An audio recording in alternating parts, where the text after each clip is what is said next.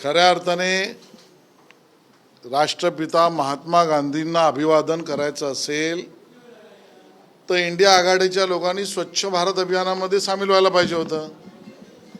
महात्मा गांधीजींच्या या देशाला असलेल्या सगळ्या महत्त्वाच्या विचारांमध्ये स्वच्छता, खादी हा सगळ्यात महत्त्वाचा विषय होता। मग हे जे काही नकली इंडिया अलायन्सची लोक बाहेर पडली आहेत ते गांधी विचारांसाठी काही करतायत का? ना स्वच्छता अभियान करत आहे, ना चरखा चालवत आहे, ना खादी विक्री करत आहे, ना खादी खरेदी करत आहेत। आणि त्यामुळे गांधीजींच्या नावावर राजकारण करणारे इंडिया अलायन्सवाले आणि गांधीजींच्या विचारांवर चालणारे एनडीएचे आमची लोक आहेत। आणि म्हणून देशभर स्वच्छता अभियान कालपासून चालू आहे। एनडीएच्या माध्यमातून माननीय मोदीजींच्या नेतृत्वामध्ये खादीचा प्रचार चालू आहे। गांधीजींचे विचार जनतेपर्यंत पोहोचवणारे एनडीएचे माननीय मोदीजींच्या नेतृत्वात आणि गांधीजींच्या नावावर राजकारण करू पाहणारे हे इंडिया अलायन्स मधले नकली लोक आहेत। वाघनखांबाबत तुम्ही सुद्धा ट्विट केलेलं आहे, बिथरलेले आहेत, नेमकं कोण बिथरलं काय? नाही, हास्यास्पद सगळा प्रकार चालू आहे। माननीय एकनाथ शिंदेजी, देवेंद्रजी, अजित पवार आणि सुधीर भाऊंच्या नेतृत्वामध्ये कोथळा काढणारी ती वाघनखं भारतात परत येत आहेत। आणतंय कोण? भारतीय जनता पार्टी। पोटात दुखायला लागलं पेंग्विन कुटुंबाला आणि मग वाघनखं येतात म्हटल्यावर नकली वाघ त्या ठिकाणी आता स्टेटमेंट करायला लागलेत, पुरावे मागायला लागलेत। विशेषतः उभाटाची लोक हे वारंवार छत्रपती आणि छत्रपतींच्या परिवार आणि त्याच्या इतिहासाबद्दल प्रश्न निर्माण करू पाहत आहेत। उभाटाच्या नेमकं मनात काय आहे? छत्रपतींच्या इतिहासावरचे प्रश्न निर्माण करायचे, छत्रपतींच्या वंशजांना पुरावे मागायचे, छत्रपतींनी आपल्या केलेल्या शौर्याच्या प्रतीकावर हास्यास्पद विधानं करायची ती आदित्यजींनी। आणि म्हणून ही सगळी नकली वाघ आहेत आणि म्हणून त्यांचा थैथयाट जो चालला आहे ते घाबरून चालला आहे। त्यांना आमचा प्रेमाचा सल्ला आहे, पेंग्विन आणि पार्टी आदित्यजी हा तुमचा विषय आहे आणि म्हणून पब मधले विषय आणि त्यातला थैथयाट रस्त्यावर करायचा नसतो। अफजल खान कोणी आपला पाहुणा नाही लागत आहे हे मला आता त्यांना सार्वजनिक सांगावं लागतं आहे। अशी जी खरं तर ही वाघनखं म्हणजे शिवछत्रपती शिवराय यांच्याशी संबंधित एक संपूर्ण महाराष्ट्र नाही तर पूर्ण जगभरातल्या मराठी माणसाचा अस्मितेचा विषय होता। अशा वेळी याचं स्वागत करण्याचे राजकारण होताना दिसते, काय नेमकं याला उत्तर? दुर्दैव आहे, हे दुर्दैव आहे की महाराष्ट्रात असेही राजकारणी आहेत की जे छत्रपती शिवाजी महाराजांच्या शौर्याच्या प्रतीकांवर प्रश्न उपस्थित करतात। आमच्यासाठी तर छत्रपतींचे पदस्पर्श झालेली मातीही वंदनीय आहे। कसले पुरावे विचारतायत आणि कोणासाठी, कुठल्या मतांसाठी? आदित्यजी, कुठली अशी मतं तुम्हाला सिक्युअर्ड करायची आहेत म्हणून तुम्ही छत्रपतींच्या शौर्याच्या प्रतीकांवर प्रश्न विचारताय? मताचं लांगुल चालन म्हणतात ते हेच, हिरवी चादर ओढून मतं मागायची जे म्हणतात ते हेच, आणि हे सगळे प्रश्न आदित्यजींकडे जात आहेत। पण विरोधी पक्ष नेते विजय वडेट्टीवार पण तुमच्यावरती आरोप करतायत की मतांसाठीच तुम्ही हा एकंदरीत वाघनखाचा इव्हेंट करताय। खरं तर आम्ही मतांसाठी केलेलं नाही, पण मतांसाठी छत्रपतींचा शौर्याचा पराक्रमाचा त्या ठिकाणी एका अर्थाने सार्वजनिकरित्या सन्मान होणार असेल तर चूक काय? तुम्ही केलं नाहीत 20 वर्ष म्हणून आम्ही गप्प बसायचं? वडेट्टीवार, तुमचं सरकार या महाराष्ट्रामध्ये गेली 50 वर्ष होतं, जे तुम्हाला जमलं नाही ते आज भाजप, एकनाथ शिंदेजी आणि अजितदादांच्या सरकारला जमतंय म्हणून तुम्ही प्रश्न विचारताय आणि ते प्रश्न विचारून कुठली मतं सिक्युअर्ड करू पाहताय? जनता भोळी नाहीये। छत्रपतींच्या शौर्याच्या प्रतीकावर प्रश्नांकित तुम्ही वागताय याचा अर्थ हिरवी चादर तुम्ही स्वतः बरोबर आदित्यजींनाही दिलीत का, हा आमचा सवाल आहे। महायुतीचं सरकार असताना हीच औरंगजेबाची वादग्रस्त कबर काढली गेली होती, ही एक बाजू। दुसऱ्या बाजूला औरंगाबादमध्ये ज्यांनी ज्या कबरीवर फुलं वाहिली त्यांच्यासोबत उद्धव ठाकरे गटाची युती आहे, बाळासाहेब आंबेडकर ही काय नेमकी गणित आहेत म्हणजे दोन्ही बाजूला बघितलं तर? नाही, मला असं वाटतं की महाराष्ट्र हा सज्ञानी आणि चौकस आहे. ज्या उभाटाच्या बदललेल्या प्रतिक्रिया आहेत, टिपू सुलतानाच्या नावापासून छत्रपती शिवाजी महाराजांच्या वंशजांना पुरावे मागण्यापासून, शौर्याच्या प्रतीकावर थट्टा करण्यापासून, कबरीवर त्या ठिकाणी नतमस्तक होणाऱ्यांना मांडीवर बसवण्यापासून, ही जी बदललेली भूमिका आहे केवळ आणि केवळ मतांच्या लांगुल चालनासाठी आहे.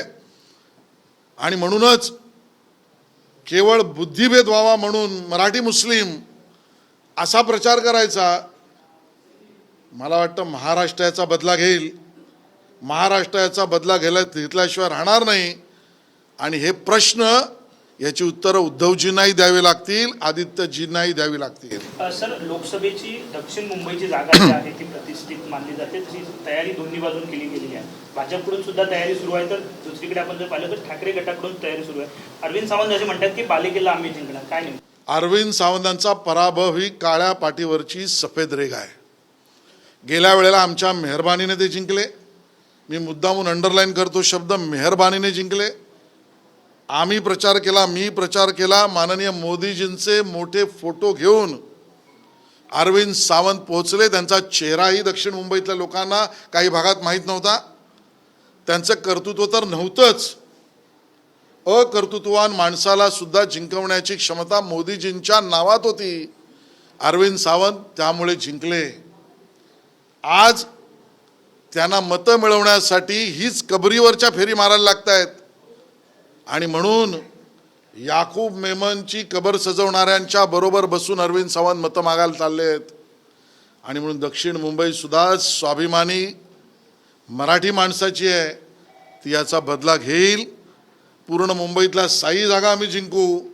त्यातली सगळ्यात महत्त्वाची दक्षिण मुंबईची जागा शिवसेना, भाजप, राष्ट्रवादी आमची महायुती जिंकेल, मोठ्या फरकाने जिंकेल. ह्या ठिकाणी मला हे स्पष्ट करायचं आहे. शिल्लर साहब, वाघनख को लेकर सवाल जो लोग उठा रहे हैं, क्या आपको लगता है कि तुष्टीकरण के लिए हो रहा है? आपने कहा कि हरे चद्दर ओढ़कर ये सब लोग बोल रहे हैं. जिस प्रकार के बयान, बचकाना बयान आ रहे हैं आदित्य जी के मुंह से, उसकी कड़ी निंदा मैं करता हूं. आप सवाल या निशान किस पर उठा रहे हो? उद्धव बाळासाहेब ठाकरे के दल से छत्रपति शिवाजी महाराज जी के परिवार के ऊपर भी एविडेंस दो, पुरावे दो, इस प्रकार का सवाल उठा गया था. आज जो शौर्य और पराक्रम का प्रतीक ये वाघनख छत्रपति शिवाजी महाराज के महाराष्ट्र में भारतीय जनता पार्टी, शिवसेना और हमारी सरकार ला रही है, तब सवालिया निशान या मजाक करने का काम आदित्य जी कर रहे हैं. क्यों छत्रपति शिवाजी महाराज जी के प्रतीकों के ऊपर सवाल उठाए जा रहे हैं? कौन से वोट के लिए? ये लांगुल चालन है. ये वोट पाने की राजनीति कौन से वोटों की है? जब हरी चादर ओढ़कर राजनीति में आप आदित्य जी निकले हो, तब आप उस वोटों के लिए छत्रपति शिवाजी महाराज जी के शौर्य और पराक्रम पर भी सवाल उठा रहे हो. महाराष्ट्र बदला लेगा. आने वाले चुनाव में ये प्रश्न उठेंगे. उद्धव जी और आदित्य जी को उसका जवाब देना पड़ेगा. आशीष जी, मैं भी गांधी नाम से आज इंडिया अलायंस के लोग आए थे, उन्होंने ये सब नकली लोग हैं.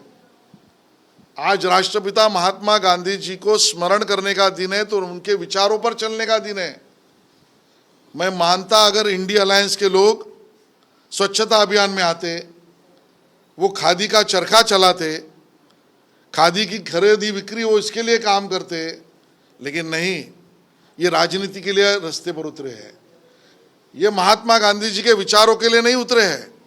महात्मा गांधी जी ने देश को दिए हुए विचारों पर चलने का काम एनडीए और माननीय मोदी जी के नेतृत्व में चल रहा है. खादी की खरीद फरोख्त बढ़ गई, स्वच्छता अभियान पूरे देश में चल रहा है, गांव को केंद्र मानकर काम किया जा रहा है. और वहीं पर इंडिया अलायंस के लोग सिर्फ गांधी जी के नाम पर राजनीति करने का प्रयास कर रहे हैं, हम उनकी निंदा कर रहे हैं. आशीष जी, कांग्रेस के नेताओं की जुबान लगातार फिसल रही, जिस तरह से मोदी जी प्रचार में उतरे हैं. अभी कांग्रेस के नेता ये निजामुद्दीन है और एक दूसरे जीतू पटवारी है, उन्होंने बयान दिया है कि प्रधानमंत्री का 56 इंच का सीना नहीं बल्कि 56 इंच की जुबान है.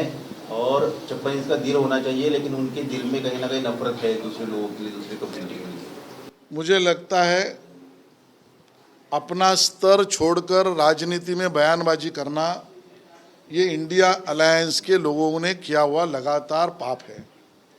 जनता सब जानती है और इसके लिए माननीय मोदी जी के नेतृत्व में विकास की राजनीति, गौरवशाली देश के इतिहास और परंपरा को आगे बढ़ाने का प्रयास, इसके कारण हर भारतवासी अपने आप को गौरवान्वित महसूस कर रहा है।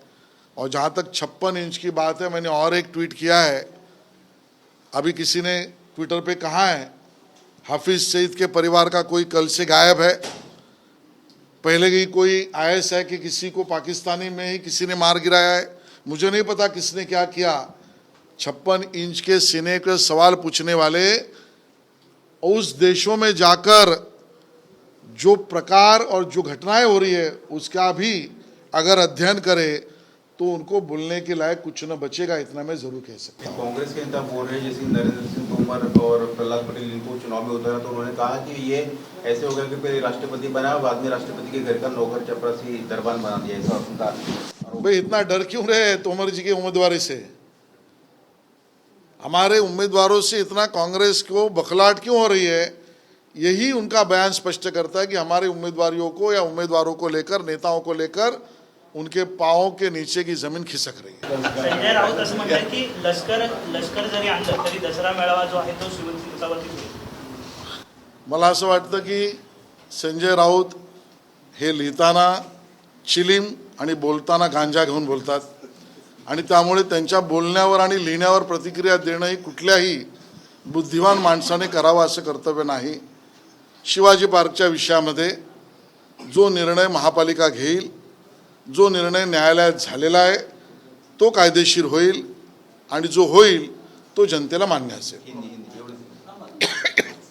संजय राउत जी लिखते समय चिली मोड़कर बैठते हैं और बोलते समय गांजा चढ़ाकर बोलते हैं, ऐसा हर आदमी का समझ है और इसके लिए कोई भी बुद्धिमान आदमी उनके बोलने पर प्रतिक्रिया नहीं देगा। शिवाजी पार्क के ऊपर जो निर्णय होगा या उस मामले में जो निर्णय होगा वो महानगर पालिका करेगी, न्यायालय के आदेश को लेकर करेगी।